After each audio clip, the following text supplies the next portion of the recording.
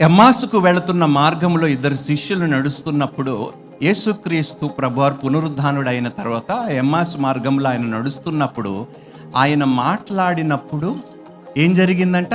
వారు హృదయాలు, ఇన్ని వాక్యాలు విన్నా మన హృదయాలు మండటం లేదంటే ఏం చెయ్యాలబ్బా? ఇంకా ఇన్ని వాక్యాలు విన్న తర్వాత మన ప్రార్థన జీవితం ఒక మంట వలె ఇంకా మారలేదనుకో, ఏం చెయ్యాలి?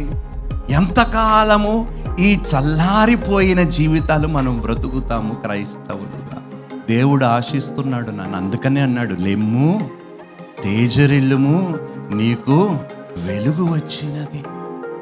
ఆ వెలుగే అగ్ని, ఆ అగ్నియే దేవుని వాక్యము. ఇంతకుముందు వాక్యము లేనందుకు చాలామంది నశించిపోయారు. ఈరోజు రక్షణ ఎక్కడో లేదు, దూరముగా లేదు, నీకు చాలా సమీపముగా ఉన్నది. అది నీ నోటిలోనే ఉన్నది. నువ్వు రక్షణ పొందుకునే మాటలు కూడా ఎక్కడున్నాయి? నీకు సమీపముగా. ఎక్కడా? దీనిని, ఈ పరిశుద్ధ వాక్యముని మీరు నిజంగా వాడుకోవటానికి మీరు సామర్థ్యులైతే ఏ విషయములు కూడా మీరు జడియరు, ఏ విషయములు కూడా మీరు బెదిరిపోరు, ఏ విషయములో కూడా మీరు కృంగిపోరు.